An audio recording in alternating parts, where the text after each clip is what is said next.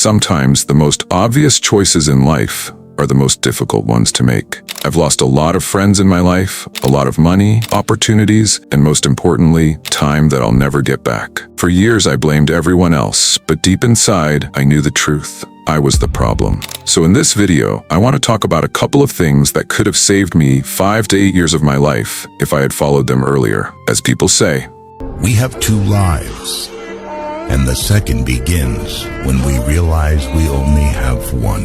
Every man has two lives, and the second starts when he realizes he has just one. We all have two lives. The second begins when you realize you only have one.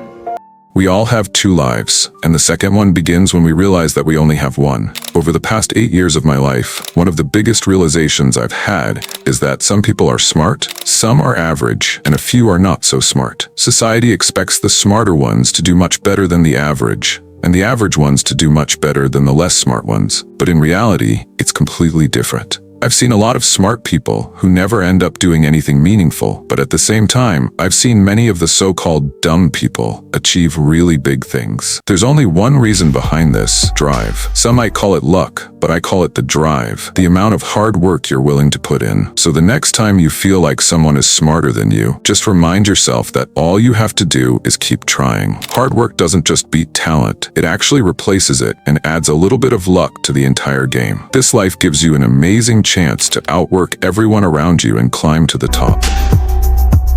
Now, remember when people say that failures are the stepping stones to success? What if I tell you that this is completely false for 99% of people? Yes, because while failures can teach us a lot, most people don't even care to learn from them. How many times have you failed at something and then asked yourself, why did I fail? What mistakes did I make? How can I do better next time? You didn't, but why? Life is similar to chess. It's not about how many games you play, it's about what you learn from the previous one. Whenever I was going through some of the most difficult phases of my life, like during my college placements when everyone around me was getting placed but I was stuck in my room, or when I was about to fail a subject in my first year, or when I was going through a bad breakup, there was always something that supported me: my friends.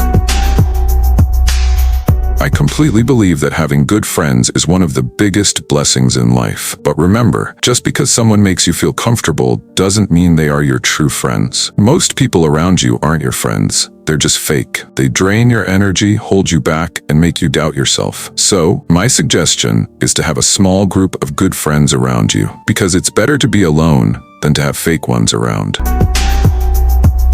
The next thing is a bit more complex, so listen carefully. The amount of money you make in life is directly dependent on the direction of your work and partly on how hard you're working. But here's something interesting. You can optimize this direction for maximum results by working hard and building connections. If you didn't understand that, please rewatch it again and again, because it's one of the biggest lessons I've learned about my career.